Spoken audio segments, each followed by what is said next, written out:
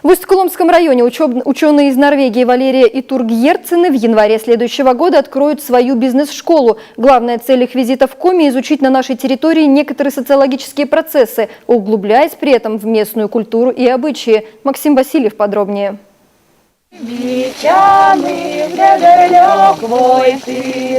Традиционный и привычный для местных девушек свадебный ритуал у человека в зеленой куртке вызывает неподдельный восторг и удивление. Профессор из Норвегии Тургьерцен вот уже 7-й год расширяет для себя географию Коми. Ижма, Карткирос, Усть-Цильма, теперь Усть-Кулом. Артефактные национальные местечки вместе со своей женой Валерией профессор, можно сказать, коллекционирует.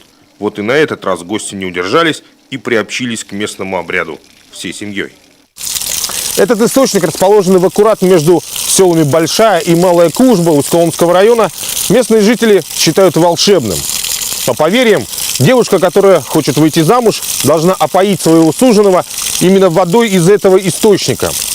Правда, сосуд должен быть непрозрачным, чтобы вода не впитала негатив из окружающего мира. За водой шли обязательно по утру, по росе, босиком, по тропинке. И нужно было никого не встретить. Если кого-нибудь встречаешь, то не разговаривать. Даже если человек с тобой заговорил, не отвечать.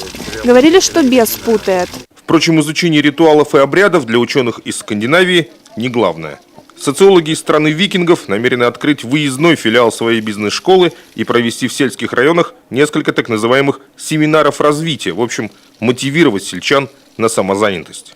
Где новые рабочие места искать? Вот эта задача на этих семинарах поднимается, вот эта проблема. Бизнес-школа дает возможность кому-то из жителей, допустим, который соглашается, хорошо, я могу попробовать поработать, написать бизнес-проект или вот такой вот бизнес-идею развить. Мы их берем сразу в бизнес-школу, обучаем. Большим компаниям экономически невыгодно тянуть сюда оптиковолокно. А нам нужна связь. Значит, надо искать все возможные ресурсы, разворачиваться, объединяться.